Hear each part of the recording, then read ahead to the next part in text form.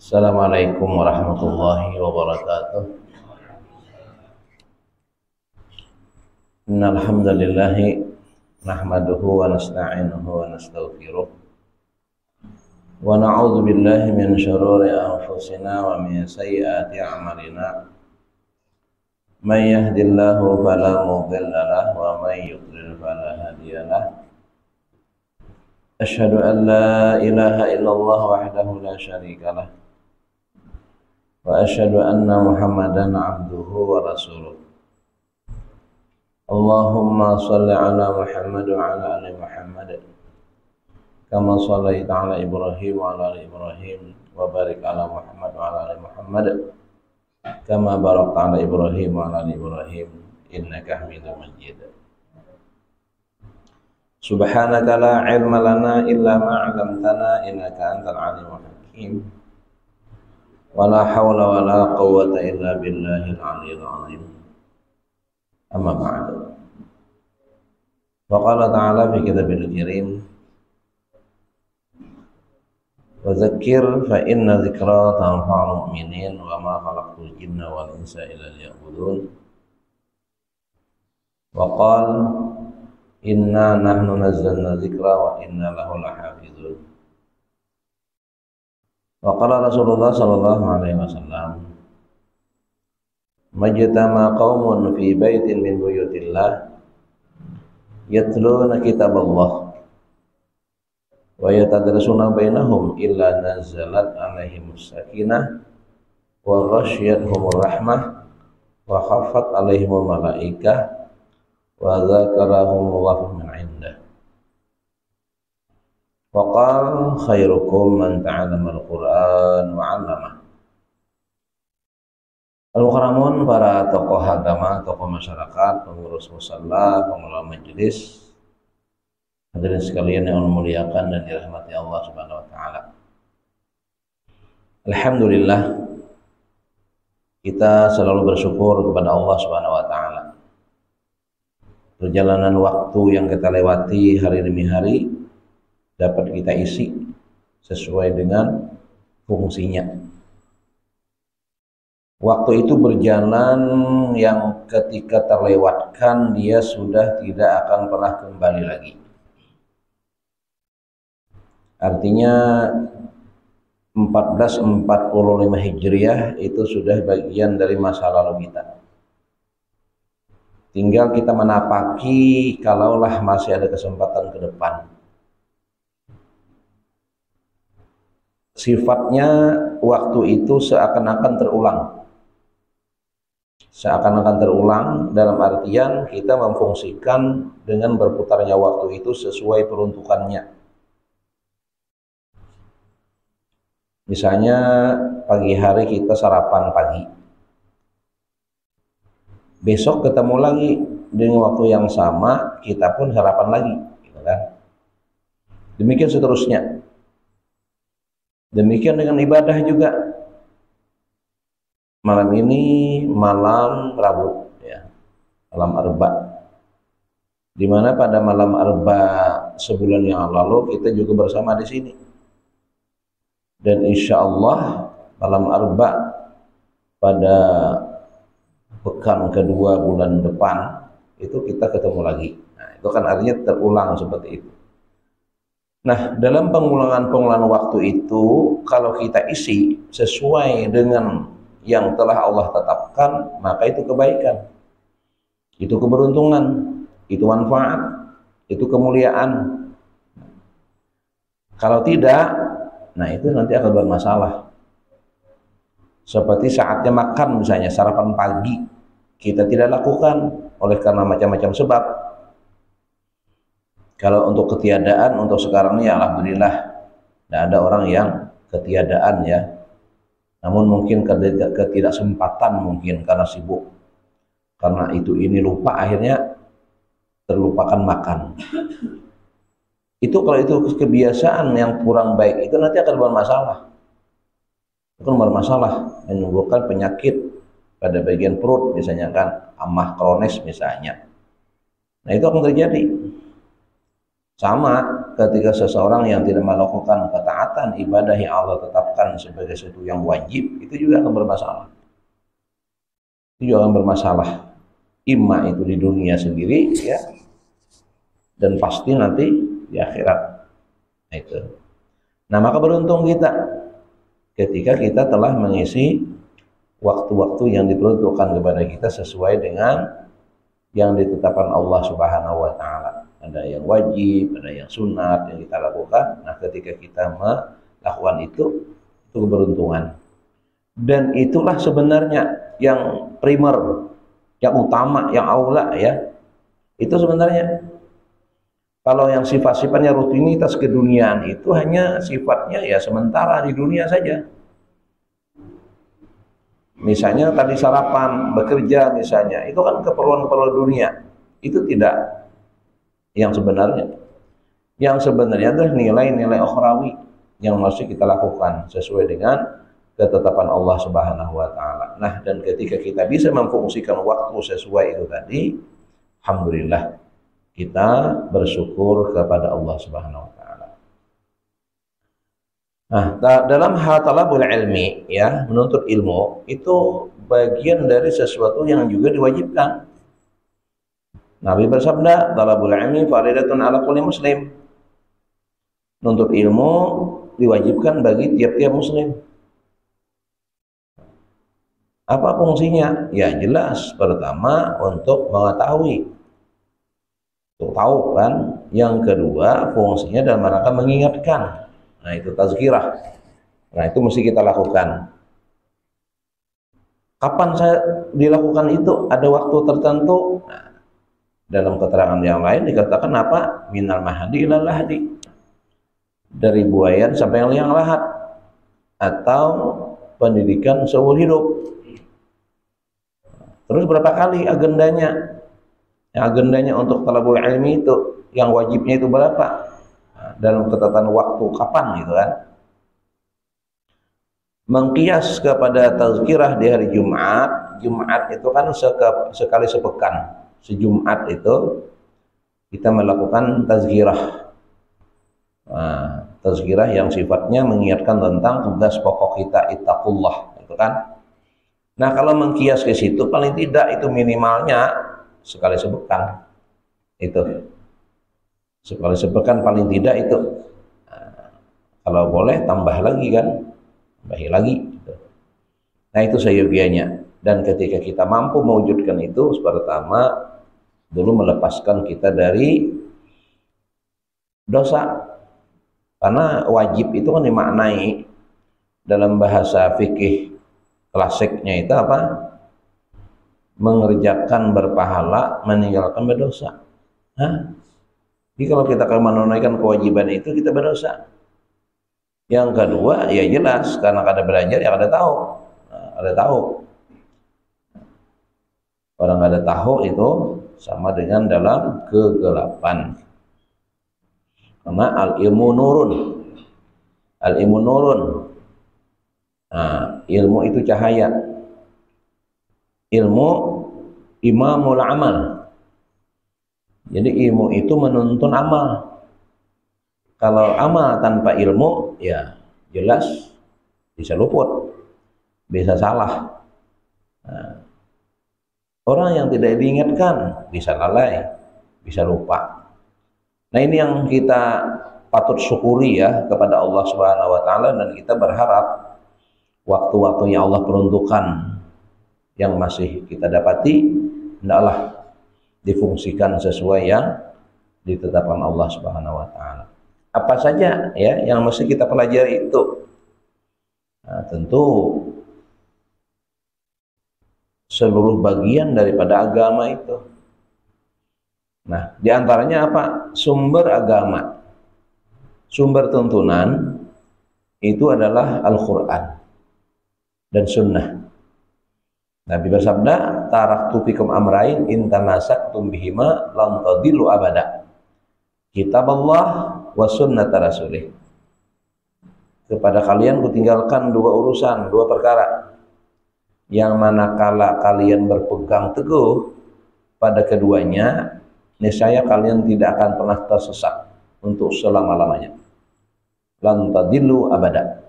Kalian tidak akan tersesat. Walaupun sekarang ini banyak upaya-upaya penyesatan itu, ya. Upaya-upaya yang akan menyesatkan kita dari pihak mana? Ya, dari pihak musuh. Wala tattabi'u khutuwati syaitan innahu lakum aduwwum mubin. Jangan kau ikuti langkah-langkah syaitan. Kenapa? Karena syaitan itu adalah musuh yang nyata. Ini yang pasti dulu nih, musuh yang pasti ini senantiasa ingin berusaha menyesatkan kita. Nah, namun Allah bekali kita bekal, ya, perbekalan, pingkutan yang dengannya itu tidak akan pernah tersesat. Walaupun macam-macam upaya dan usaha untuk menyesatkan kita itu, namun sudah digaransi oleh Nabi sallallahu alaihi wasallam, lan tadillu abada. Kalian tidak akan tersesat selama-lamanya. Apa itu? Kitab Allah wa sunnat rasulih. Al-Quran pedoman kita dan sunnah Nabi adalah contoh teladan pola hidup kita. Nah, kalau kita berpikir ke situ, bagaimana caranya kita berpikir? Ya harus tahu, mengenal Al-Quran dengan segala isinya, mengenal sunnah dengan segala ajarannya. Nah, itu kita harus mengenalnya.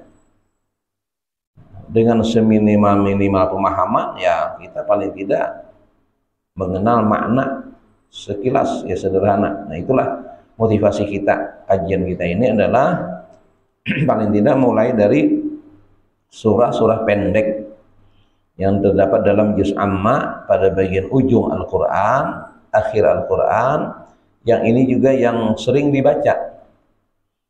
Kebanyakan orang baca itu dalam sholat terutamanya adalah surah-surah ini. Walaupun juga sebagian mengambil potongan-potongan makra ayat pada surah-surah tertentu yang panjang itu kan. Cuma kebanyakan itu adalah membaca surah-surah pendek tersebut. Nah, dengan kita tahu, paling kita bisa, artinya upaya untuk tadabbur, ya, memahami itu paling tidak sekilas, ya. Karena fungsi Al-Quran itu kepada fungsi yang lebih tinggi ketika bitadabril makna, ketika merenungi makna yang terkandung dalamnya. Misalnya yang kita sudah bahas sebelumnya, ya, kita masih dalam pembahasan Mu'awizatain, dua surah pelindung yang sebelumnya kita bahas kemarin adalah surah An-Nas misalnya. Nah, di situ kita mengerti, memahami bahwa ada upaya-upaya kejahatan yang akan merusak, mengganggu pola kehidupan kita, dari pola taat kepada maksiat, ya, pola damai kepada kehancuran. Nah, itu cara mereka itu. Nah, lalu kita berupaya untuk berlindung, dan yang mengganggu itu ya adalah bisa bersifat dari makhluk gaib yang namanya jin, ya, dan juga bisa dari yang nyata, manusia. Kenapa di penghujung surah itu dikatakan minal jinnati wan nas?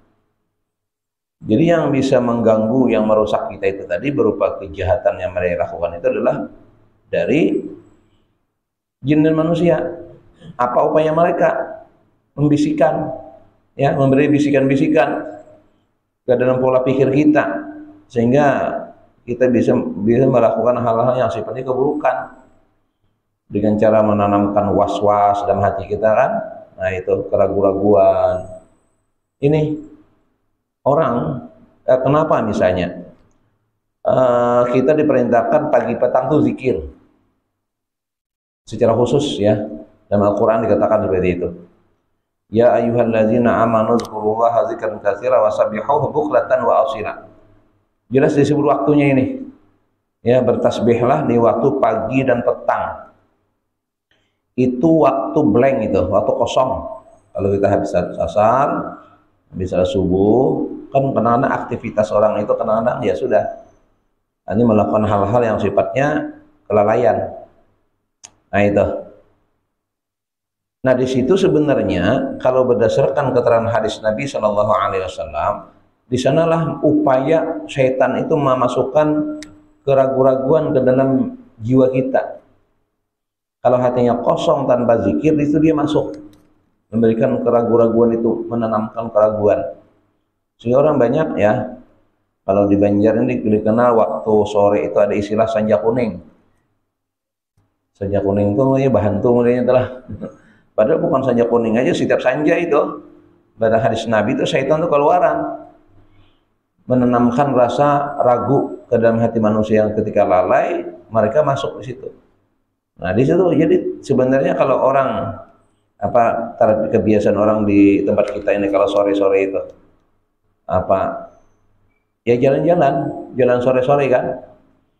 Nah itu ke tempat-tempat lalai. Kalau sore ini kita sering lihat kegiatan di apa Kamboja itu musim-musim tertentu seluruh manusia sampingnya ajiat tuh, ada tahu di ajiat bukannya tuh punya gawiannya aja. Nah itu tuh bahaya, itu sebenarnya bahaya orang-orang seperti itu. Kalau kita ikut terlibat, kalau kita tahu ilmunya, pada mau terlibat, udah mau kita.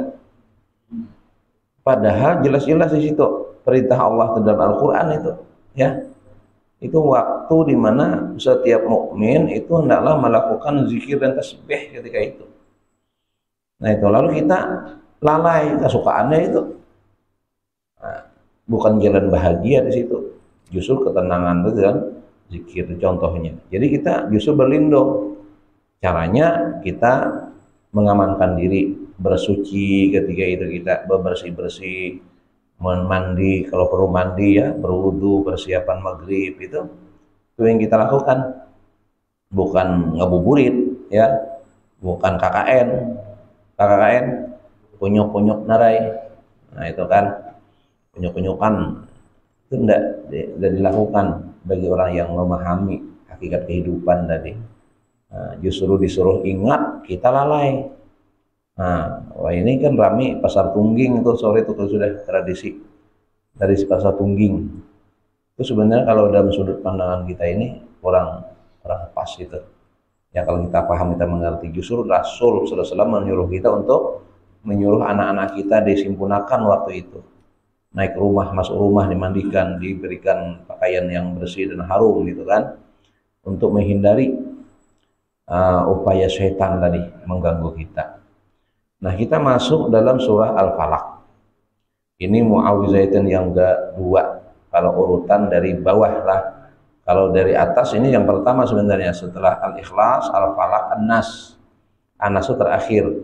Cuma karena kita mulai urutannya mulai bawah ini, jadi terus ke atas itu kan, dari bawah, paling bawah itu 114 surah An-Nas.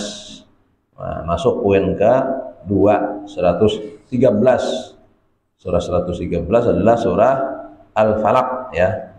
Al-Falaq ini maknanya adalah waktu malam. Waktu malam yang gelap itu Al-Falaq. Jadi kalau betul-betul kita malam, itulah malam yang dimaksud falak itu ketika misalnya bulan kondisinya di bulan awal atau bulan akhir, lain bulan purnama ya, bukan hari-hari bayat biot itu ayamul biot, itu hari-hari purnama, hari-hari putih, malam terang. Ini malam gelap, malam tanpa bulan. Nah, malam tanpa bulan, tanpa lampu, tanpa listrik, masuk kegelapan malam. Ketika itu ya telapak tangan kita saja tidak tampak, itu kegelapan. Nah itu rentan ke aktivitas kejahatan waktu itu, baik kejahatan secara jasmani, fisik, atau rohani terjadi seperti yang digambarkan dalam surah Al-Falaq ini.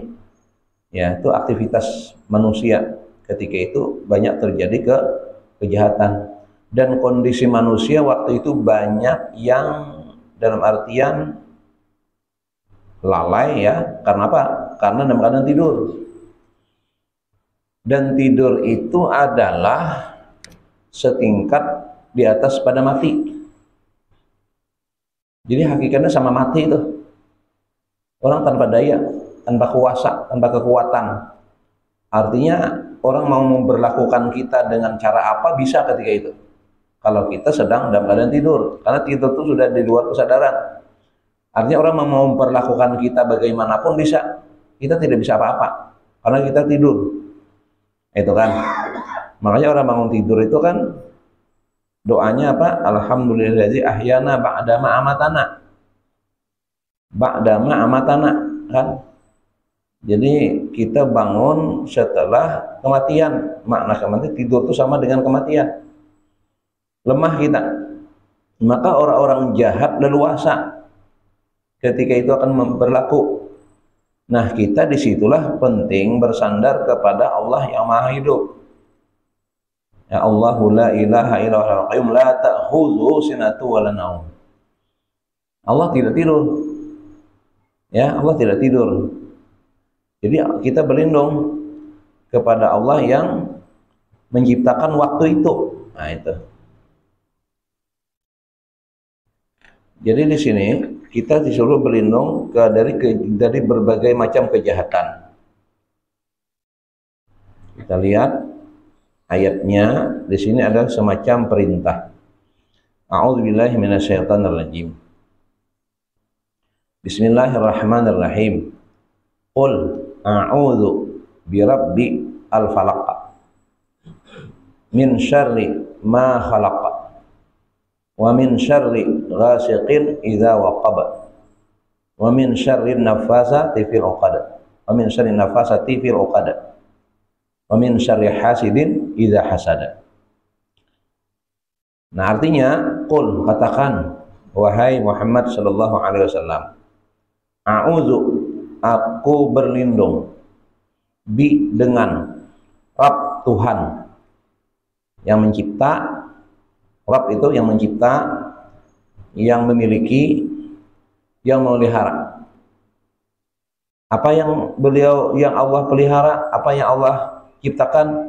Al-Falaq, ya, Al-Falaq, yakni yang menguasai. Di sini dimaknai waktu subuh, ya. Lebih tepat itu tadi waktu sebelum memasuki waktu subuh itu, waktu kegelapan malam. Waktu yang keadaan malam yang gelap gulita itu. Kita berlindung kepada Allah yang memiliki, yang menciptakan kegelapan malam.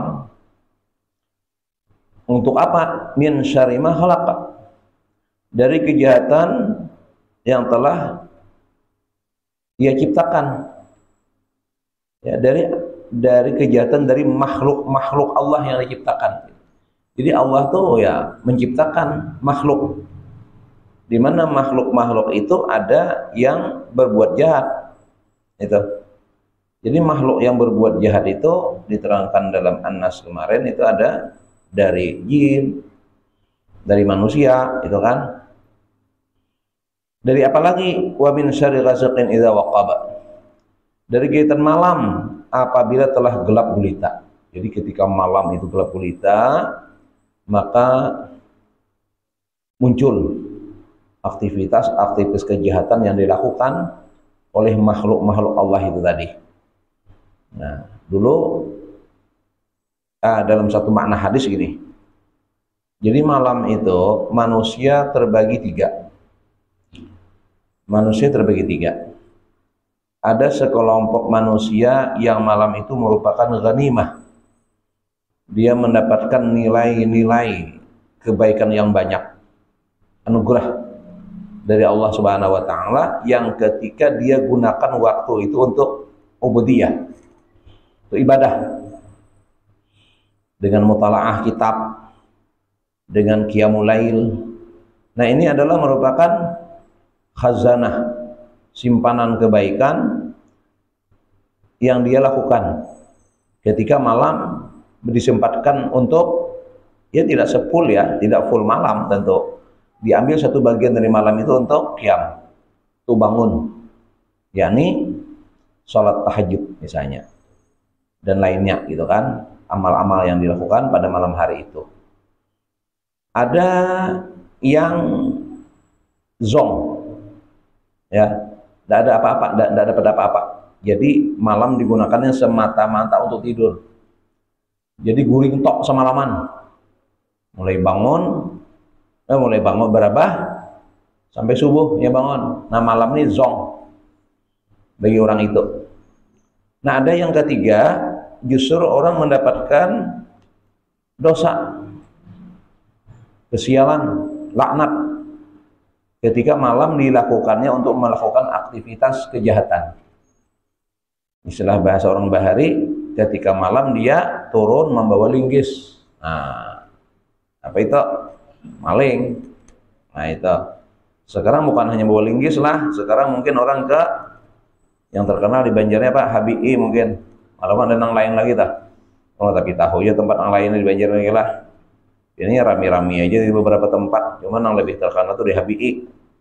Karena kami tinggal di situ Bahari. Jadi malam tuh pian dagup aja.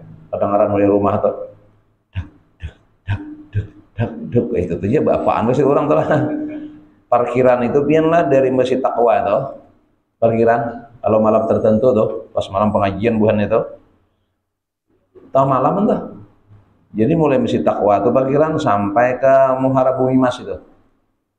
Bisa sampai 3 lapis. Itu tikungan putaran di muka Habib itu ditutupnya itu berpagar kalau dah. Nah itu ditutup itu. Kadang-kadang orang mau mutar balik ke situ. Karena memang padat malam. Biasa malam Kamis atau malam Ahad tuh. Jadi kalau kita berangkat pengajian malam Ahad itu kadang-kadang kita tersampuk buahnya turunan tuh. Padat situ. Nah itu adalah mereka-mereka yang malam itu digunakan untuk justru menuai laknat, dosa. Nah itu kejahatan mungkin secara pribadi lah. Tapi kejahatan yang tadi, yang bawa linggis itu tadi kan itu mengganggu orang itu, maling itu. Nah itu yang terjadi ketika malam hari. Itu yang zahirnya. Yang batinnya wa min syarrin nafasati bil uqad. Dari kejahatan, di sini disebut perempuan-perempuan lah.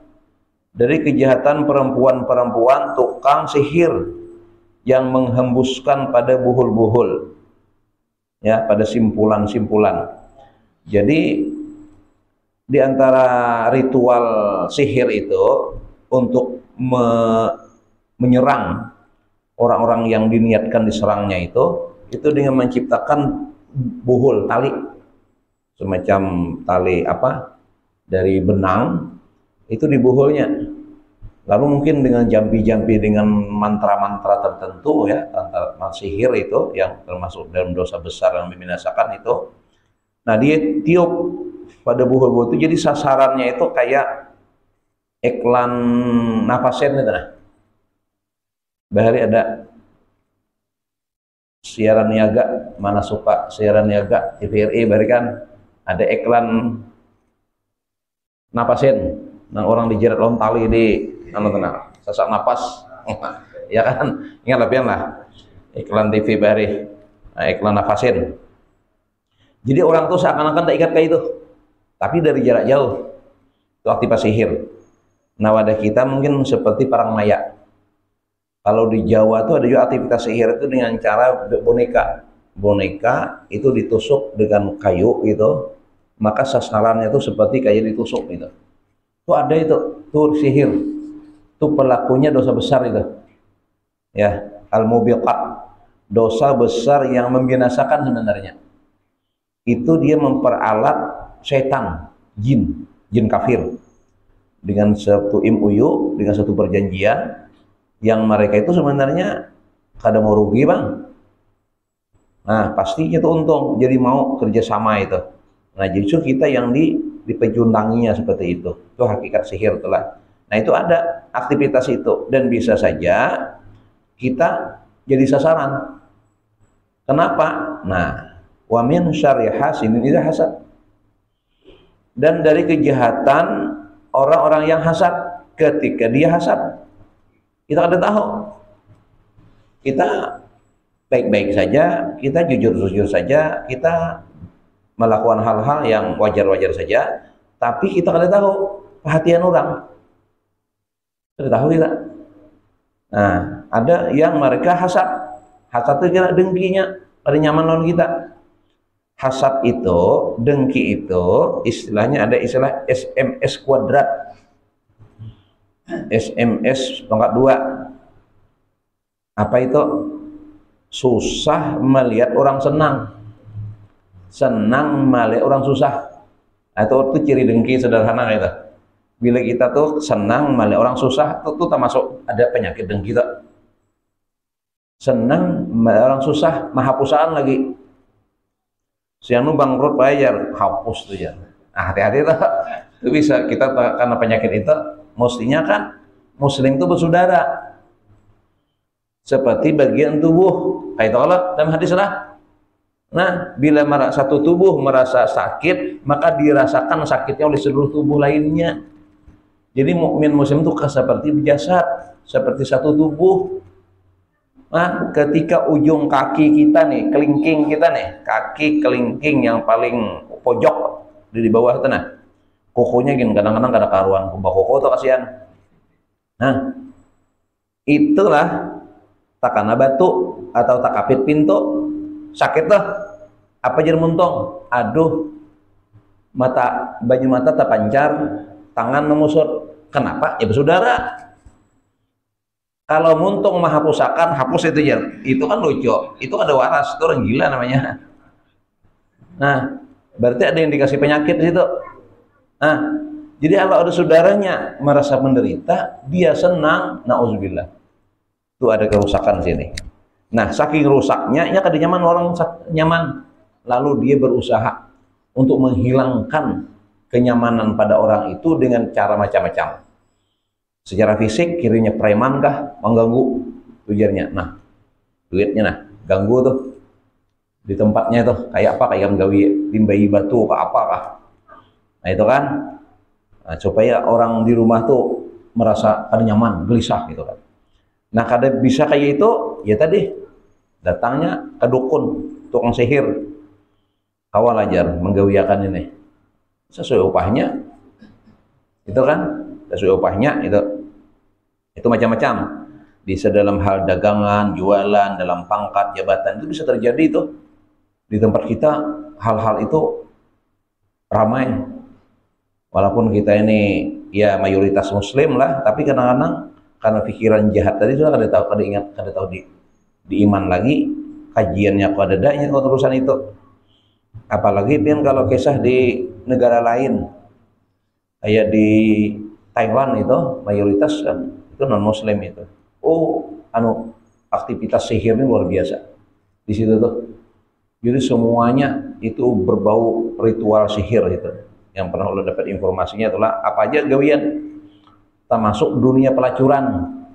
Itu para pelacur itu selain membuat tubuh mereka cantik dengan operasi plastik itulah, dan mereka juga pakai ritual itu, ritual sihir itu artinya pakai penarik hati itu supaya orang cenderung kepadanya. Nah itu ngeri biar kalau sudah kasih itu larinya. Kita justru melindungi dari hal-hal itu. Nah termasuk kita di Banjar ini dalam dunia dagang, dunia bisnis tuh kada sepi juga tuh.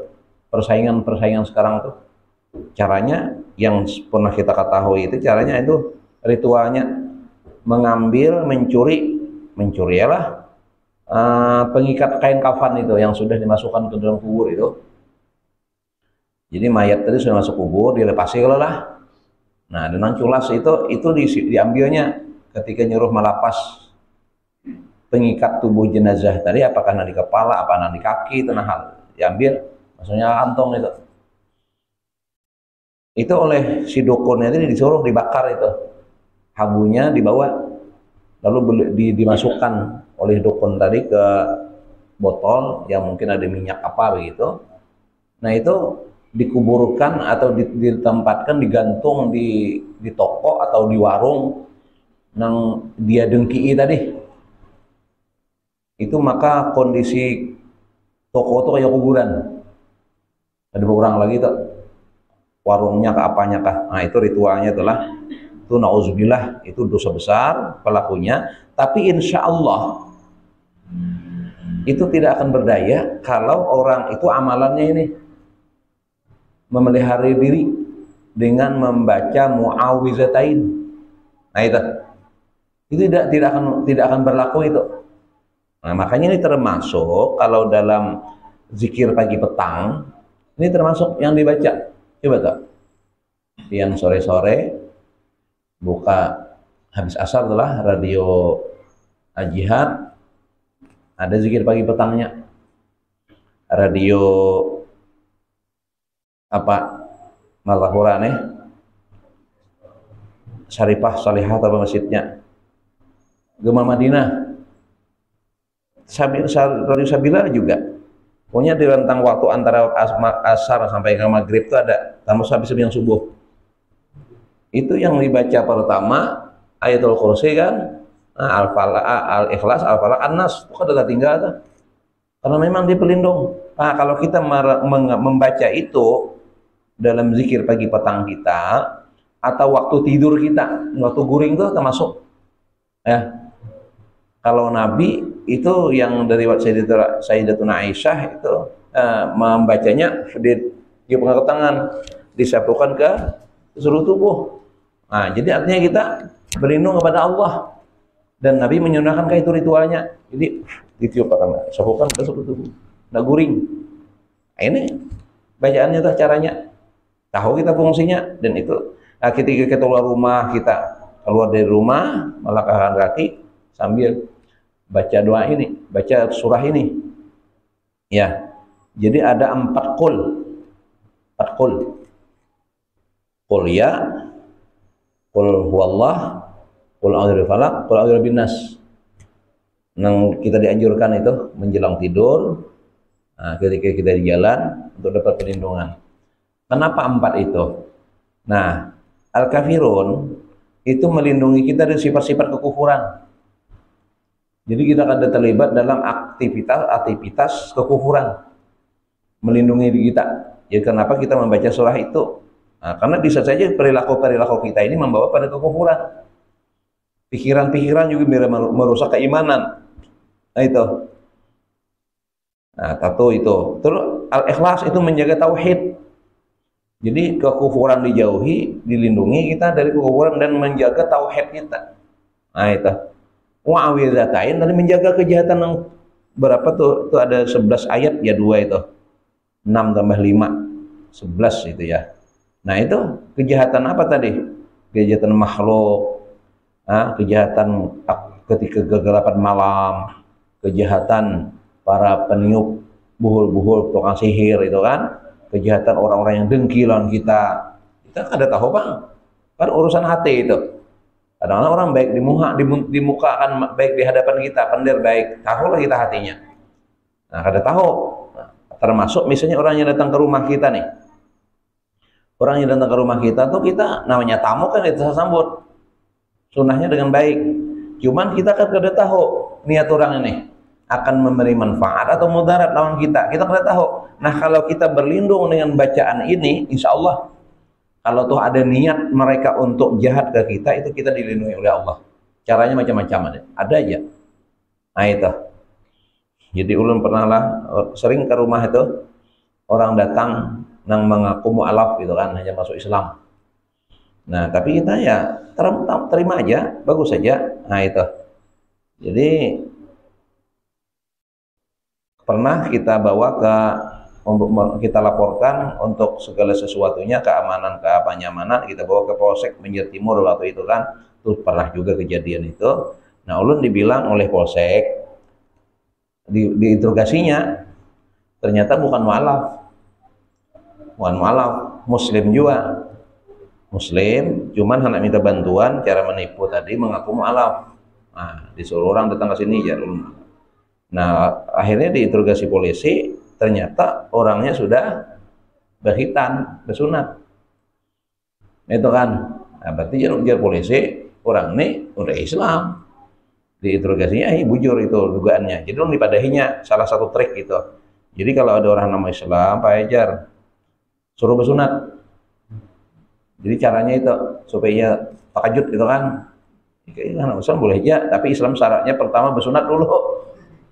Nah, jadi kalau saya bersahadat dulu, itu polisi nyuruh kalau orang itu bujur hendak ada bapaknya Kalau bapaknya ulun ke sunat, tapi kada bersadat dulu jadinya itu kan. Nah, berarti kita sadatakan dulu kan. Tapi yang jatah tahajud, doa ini, nah ini jadi polisi itu trik satu lah, triknya.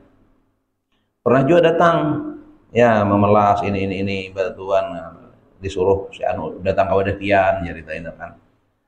Jadi anak ulun lagi halus-halus tuh. Ulun anak lacap kan, bayangkan lah anak 9 nih. Ini nah halus-halus dulu, masih halus-halus di rumah bedakan kan. Keluar anak ulun nih, bertiga atau itu keluaran, nang ya ngaran kakanakan di rumahnya, bajunya kada karuan, bina behingusan kan itu nah. Maliatnya anak bertiga nih kada puron ya, minta izinnya pamit. Artinya nang di rumah tentang ini sama aja kada mampu juga itu kan. Ya itu. Jadi cara Tuhan melindungi itu macam-macam aja tuh kan. Dikeluarkan anak mina bulinisan nang diri maras itu kan. Kalau orang yang merumungi kita, nah, akhirnya pamit seorang melihat dia ada cocok ini jadi sasaran. Nah itu. Jadi alhamdulillah cara-caranya macam-macam. Allah melindungi itu kan. Kita ada tahu orang yang datang nih. Ada orang mungkin tahu dari mana-mana ngaran kita kan. Karena mengajar di UIN apa-apa ya macam-macam yang datang itu. Nah itu dengan cara mereka itu kan. Tapi alhamdulillah artinya kalau kita beres pagi petangnya, anak guring kita baca ini, perjalanan kita baca ini, keluarga juga suruh mengamalkan ini, nah itu kan insya Allah kita akan dilindungi. Walaupun tadi ada orang yang berniat macam-macam, itu terima aja. Nah, tapi karena Allah dengan caranya akan melindungi kita, gitu kan.